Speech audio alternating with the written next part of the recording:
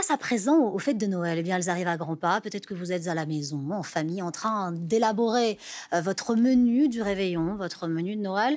Et puis cette question, si on se délectait d'un repas plutôt gourmand, sans se priver, mais en restant léger. C'est ce dont nous allons parler avec nos invités sur ce plateau. Soyez tous les deux les bienvenus. Sébastien Thomas, cofondateur d'une société de vin sans alcool. Tara Pidou, soyez la bienvenue également, fondatrice d'une pâtisserie spécialisée dans le sucre. Vous-même, vous êtes pâtissière. Donc c'est intéressant d'un côté du vin sans alcool, des champagnes sans alcool, et puis de l'autre, le fameux dessert, la fameuse bûche sans sucre. J'ai envie de vous poser cette question, je l'ose. Est-ce que sans alcool, la fête est plus folle? Faites-nous rêver. Est-ce qu'elle est plus folle? Je ne sais pas. Est-ce qu'elle est aussi folle? Oui, le but, c'est vraiment de garder le plaisir avec des produits qui sont 100% issus du vin, donc qui valorisent la qualité du travail du vigneron et qui se marient très bien avec des bons repas et des très bons plats. Oui. Comment est-ce qu'on travaille la matière? Comment est-ce qu'on travaille les tonalités lorsqu'on extrait l'alcool? Qu'est-ce que ça change dans le travail? Alors, le premier point qui est très important, c'est la sélection du vin en amont. Il faut des vins qui soient très expressifs, très équilibrés aussi, vinifiés à maturité. Ensuite, on a cette étape, nous, qui est de distillation à basse température, où on retire l'alcool et on essaye de préserver, et on y arrive, l'aromatique et la structure du vin d'origine. Ensuite, on s'assure qu'on ait un bon couple arôme, acidité, un peu de tanin dans le rouge pour qu'on garde vraiment le plaisir en bouche d'un produit qui est dans la famille du vin. Vous avez aujourd'hui des machines pour extraire l'alcool. Ce sont des machines relativement pointues. Comment est-ce que ça fonctionne? Pourquoi est-ce qu'on ne les a que maintenant? Qu'est-ce qui a mis du temps pour que ça arrive ici? Je pense que déjà, il y a des a priori. Quand on parle de vin sans alcool, on se dit c'est un produit sans, c'est un produit moins. Aujourd'hui, il y a vraiment une demande. On a réalisé une étude nous récente qui dit qu'un consommateur de vin sur deux est très intéressé par le vin sans alcool. Donc la demande est forte. Et quand une demande est forte, ça pousse la technologie à évoluer aussi. On utilise un principe qui est la distillation sous vide à basse température. La distillation, ça existe depuis des années. Moi, je viens de Cognac, donc vous savez de quoi même vous parlez. un art. Mais là, on l'utilise à l'inverse pour enlever l'alcool et préserver l'aromatique. Et après, c'est le travail avec nos œnologues de comment on améliore à chaque cuvée, en fait. On a effectivement le vin d'un côté, le champagne aussi, parce qu'on peut le voir, vous nous en avez ramené. Et puis de l'autre côté, il y a le dessert, la fameuse bûche de Noël. Elle a l'air très alléchante, permettez-moi de vous dire, à votre bûche de Noël. Cette bûche, comment est-ce qu'elle a été confectionnée? En fait, cette bûche, comme tous nos produits chez Maison Plume, est sans sucre, sans gluten et à faible indice glycémique. Qu'est-ce qui vous a donné l'envie de faire des produits qui soient sans sucre, vraisemblablement sans gluten? Je vais aller plus loin. Vous me confiez tout à l'heure, lorsque vous êtes arrivé hors antenne, qu'elle était aussi sans lactose. Oui, celle-là, c'est une de nos options sans produits laitiers, parce qu'on a aussi cette demande, les gens qui mangent sans gluten, sans sucre, peuvent aussi demander des produits sans lait. Et pourquoi avoir décidé de faire ce genre de produit? Parce que moi-même, je mange de cette façon depuis plus de 10 ans, que je viens d'une famille très tournée vers le bio, mais de gourmands. Donc, assez rapidement, j'ai essayé de chasser le sucre de l'alimentation, mais jamais le plaisir gustatif. Bon, on parle de plaisir. On a dit sans sucre, sans gluten, sans lactose. Pour autant, est-ce que c'est sans goût? On imagine que non. Ah bah non, ça c'était vraiment la chose la plus importante, de convaincre des personnes qui mangent du sucre ou du gluten normalement, que cette bûche puisse réunir autour de la table tout le monde, un grand-père diabétique, une cousine qui mange sans gluten et quelqu'un qui mange complètement normalement. Est-ce que lorsque vous confectionnez ce genre de produit, vous vous dites que c'est un produit de niche ou est-ce que de plus en plus vous trouvez acheteurs? De plus en plus, il y a une sorte de prise de conscience. Pendant longtemps, on a tapé sur le gras et maintenant on se rend compte que c'est le sucre qui peut peut-être être un ennemi finalement pour la santé. Et donc finalement, j'ai pas que des personnes diabétiques qui viennent dans la boutique. Il y a de plus en plus de personnes qui veulent juste manger plus sainement tout en restant gourmand. Il y a le côté santé, vous en avez effectivement parlé. C'était important pour vous d'accès santé? On peut boire, on peut trinquer, c'est le terme, en famille, et on continue à se sociabiliser. Parfois, quand on ne boit pas d'alcool, on a l'impression qu'on est mis de côté. C'est tout à fait ce que vous venez de dire. C'est exactement ça. C'est comment en fait réunir tout le monde. C'est-à-dire qu'il y a des gens qui font le choix de ne pas boire. Il y a des gens qui ne boivent plus pour des raisons de santé ou autres. Et il y a des gens qui veulent juste mieux maîtriser leur consommation. Et en effet, le but, c'est de tous les réunir autour de bons produits, de garder le plaisir de produits qui soient élaborés, dans notre cas vraiment dans la famille du vin, et de ne pas se retrouver avec je suis exclu, je prends une eau gazeuse avec une rondelle de citron ou non, je vais rester à l'eau. La fête, comme vous le disiez, dans ces cas-là, la fête est moins folle. Oui.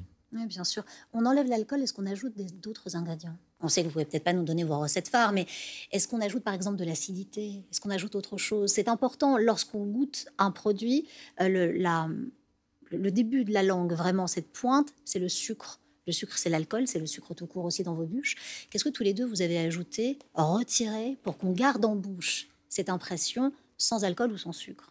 Alors, comme je le disais, en fait, le gros du travail est quand même beaucoup sur le vin d'origine. Donc, vraiment arriver à ce bon équilibre pour que justement, à la fin, on ait besoin de rééquilibrer le moins possible. Nous, les seules choses qu'on travaille un tout petit peu, c'est en général, en effet, de s'assurer qu'on ait le bon couple acidité-sucrosité. On travaille la sucrosité avec de l'ajout de jus de raisin concentré, mais dans des doses très très faibles, hein, qui font que même avec ce petit ajout, on reste 7 fois moins calorique qu'un vin classique, en fait. Donc deux choses, ça veut dire que vous enlevez l'alcool et du coup ça enlève des calories. C'est très intéressant Oui, ce que vous me dites là, vous allez fait, vraiment plaire à beaucoup de monde aujourd'hui. Oui, parce que l'élément le plus calorique dans un produit alcoolisé, c'est l'alcool. Ouais, c'est le produit en lui-même. Et le deuxième, c'est le sucre. Donc c'est pour ça que nous, on n'a aucun intérêt et pas la volonté de dénaturer le produit en rajoutant trop de sucre. Mais c'est pas plus acide parce que le sucre est censé bloquer en tout cas l'acide en bouche, cette première impression, même si après dans le corps c'est beaucoup plus acide, mais il n'y a pas plus d'acidité de prime abord quand on le goûte? Ça, c'est tout le travail que nous, on fait avec nos vignerons et nos œnologues pour arriver à un bon équilibre. Il faut qu'on fasse attention, en effet, parce qu'un vin qui est acide au départ, mais que l'alcool pourrait masquer, si on le désalcoolise, on pourrait se retrouver à quelque chose, pour le coup, qui serait du jus de citron. Presque indigeste. Donc, ouais. C'est pour ça que cette sucrosité, cette acidité, on les travaille vraiment beaucoup en amont pour que derrière, on ait quelque chose qui soit vraiment agréable en bouche, à la fois frais, puisque l'acidité donne cette fraîcheur, ce côté désaltérant presque, et ce côté sucre qui donne de la rondeur et de la présence aussi. Tarapidou, vous, qu'est-ce que vous ajoutez dans votre gâteau? Parce que quand il n'y a pas de sucre, il faut trouver un moyen de le rendre très attractif, encore une fois. Exactement, il fallait trouver quelque chose qui donne la note sucrée, sans arrière-goût. Et justement, j'ai cherché pendant longtemps des alternatives naturelles au sucre. Et j'ai trouvé une stevia bio-équitable qui n'a pas l'amertume qui peut parfois être désagréable dans la stevia. J'en ai trouvé une qui n'a pas d'arrière-goût réglissé. Et c'est ça qu'on met dans les gâteaux, en fait, pour remplacer le sucre. Vous venez de dire à l'instant, j'ai cherché pendant longtemps. Oui. On a l'impression qu'aujourd'hui, dans notre pays, mais pas que dans notre pays, dans le monde entier, c'est très difficile de trouver les choses sans sucre, de pouvoir manger sans sucre. Le sucre est ajouté partout. Oui. Ça a été un parcours du combattant pour vous? C'est encore long. Et puis en plus, j'avais cette idée depuis 2012. Et après, j'ai fait mes études pour ce projet. Et c'est vrai que pendant toute ma démarche de recherche et développement, j'ai dû aller trouver des choses de niche, plutôt dans les magasins bio, justement. Et maintenant, c'est en train de se développer de plus en plus. Bon, des femmes enceintes, des personnes qui, par conviction, parfois religion, ne mangent pas... pas par conviction, peut-être le sucre, je ne sais pas, mais en tout cas, l'alcool, ne prennent pas de sucre. Si on est diabétique, c'est compliqué, etc.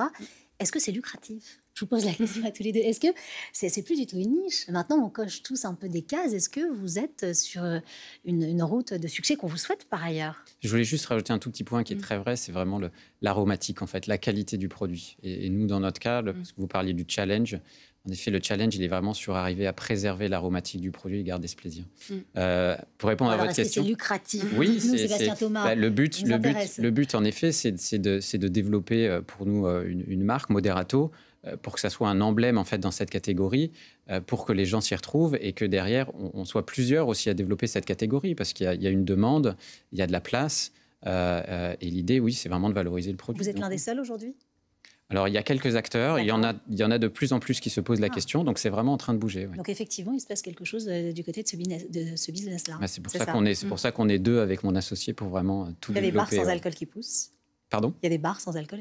Alors oui, il y a des cavistes spécialisés aussi qui poussent un peu partout, à Nantes, à Paris, il y en a plusieurs, dans le sud-ouest aussi, donc c'est un très bon signe. Tarapidou, on sait qu'il y a plus de concurrence par contre pour les gâteaux. Le sans gluten, ça c'est venu progressivement, ça s'est installé. Dans le sans gluten, il y avait beaucoup de sucre ajouté, donc vous, c'est aussi la nuance. Hein. Exactement, et strictement sans gluten et sans sucre. En tout cas, à Paris, pour l'instant, nous sommes les seuls. Merci. Et donc voilà, nos matières premières coûtent un peu plus cher que pour un pâtissier traditionnel, mais c'est quand même c'est un marché en expansion. Et cette année, on livre même toutes nos bûches dans la France entière. Bon, peut-être dernier mot sur le repas de Noël. Ça arrive à grands pas, les enfants diraient 9 dodo avant Noël. Qu'est-ce que vous metteriez comme comme vin, peut-être comme champagne avec la bûche de Tara? Je pense que nous, en effet, le pétillant est très très bien. On est sur un blanc de noir assez original issu du Merlot, donc qui est un raisin rouge de la région du sud-ouest, et qui a justement cette pointe d'acidité, les bulles qui donnent de la présence en bouche et qui du coup vont très bien avec une aromatique alors sucrée, qui ne veut pas dire qu'il y a du sucre, et chocolatée. Donc ça fonctionne vraiment très très bien et c'est très agréable. Tara, en dessert, si on n'aime pas la bûche, proposez-nous des alternatives. Qu'est-ce qu'on pourrait faire? À part venir vous voir, bien sûr, et vous acheter des pâtisseries, on l'aura compris. Chez nous, on a toutes sortes, on propose toutes sortes de desserts en plus, des tartes au citron meringuées pour les personnes qui aiment un peu l'acidité. On a aussi des glaces sans sucre pour un dessert plus léger. Voilà, des cakes, une version du tiramisu en ce moment aussi. Ah. Voilà. Et un cheesecake au cassis sans sucre. Toujours celui-là sans sucre et sans gluten. D'accord. Voilà. Parce qu'il faut quand même un peu de lactose. Un peu de produits laitiers dans celle-là. Je voulais pas priver tous mes clients de produits laitiers. Donc on a des options sans lait, mais sinon tout sans sucre, sans gluten et faible indice glycémique. Vos clients, ils sont à Paris, ils peuvent vous retrouver ailleurs? Oui. Alors justement, ils peuvent commander via notre site internet et notre partenaire pour des livraisons en France entière. Bon, pour une première télé, c'était super. Merci beaucoup. Merci beaucoup. On sait que vous étiez un peu inquiète. Ça s'est très bien passé. Fondatrice d'une pâtisserie spécialisée sans sucre, sans gluten parfois, et sans lactose aussi. Ça dépend des gâteaux, on l'aura compris. Sébastien Thomas, merci beaucoup d'avoir été avec nous. Cofondateur de la société, qui est une société de vin sans alcool, encore une fois.